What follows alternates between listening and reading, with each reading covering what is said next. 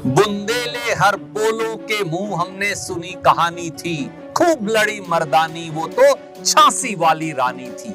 वीरता और बुद्धि की उस देवी को मेरा शत शत नमन। 1857 की क्रांति का दौर था वो। आतताई अंग्रेज साम दाम दंड भेद हर उपाय से देश पर कब्जा करने की फिराक में थे।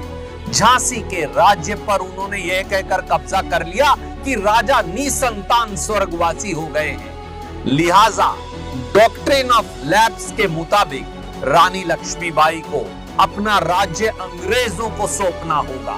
अंग्रेजी फरमान सुनते ही रानी ने हुंकार लगाई, मैं झांसी नहीं दूंगी। जवाब में अंग्रेजों ने किले की घेराबंदी शुरू कर दी। महल के अंदर रहकर मुकाबला मुमकिन नहीं था।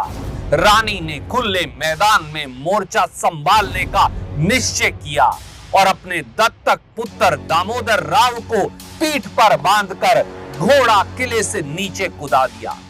रानी के इस साहस और शौर्य के साक्षी बने आजादी के दूसरे रणबांकुरे। अंग्रेजों के खिलाफ सड़कों पर मां भारती के सपूतों का सिंहनाद गूंजने लगा। रानी का विजय रथ अंग्रेजों के नापाक मंसूबे को रोनते हुए झांसी से आगे बढ़ चला। कालपी का किला फतेह हुआ। ग्वालियर में अंग्रेजी साम्राज्य की नींव हिल गई। राव साहब तात्या टोपे, बांदा के नवाब जैसे क्रांति के दूसरे नायक भी रानी के साथ जुड़ने लगे। नाना साहब को पेशवा घोषित करके रानी ने अंग्रेजों को 7 समुंदर पार भेजने की तैयारी कर ली। लेकिन नियति के दस्तावेज पर उस समय देश की आजादी नहीं लिखी थी। खतरे को भांपते हुए अंग्रेजों ने अपनी पूरी ताकत रानी लक्ष्मीबाई को परास्त करने में लगा दी। कोटा के सराय में हुई लड़ाई रानी लक्ष्मीबाई की आखिरी लड़ाई साबित हुई। घोड़े पर सवार, दोनों हाथों में तलवार, रस्सी को दांतों में और दत्तक पुत्र को पीठ पर संभाले रानी ने रणचंडी का रूप धारण कर लिया था। शत्रु सेना गाजर मूली की तरह कटने लगी। जब तक सांसों की डोर कायम रही, रानी तलवार की धार पर शत्रुओं का नाम लिखती रही।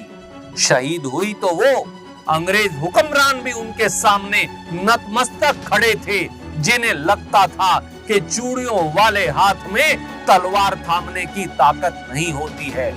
कर्नल मालेसन अपनी किताब history of the Indian mutiny में रानी लक्ष्मीबाई के बारे में लिखते हैं, अंग्रेजों की नजरों में भले ही उसने लाख गुनाह किए हों, लेकिन अपने देशवासियों और देश की मिट्टी के लिए वो दिल में रची बसी है।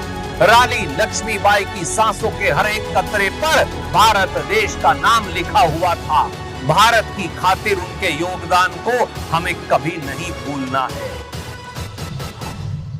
17 जून 1858 का वो दिन था जब क्रांति की यह ज्योति अमर हो गई।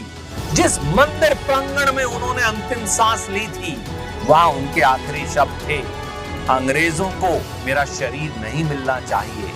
रानी की आखिरी ख्वाहिश पूरी हुई।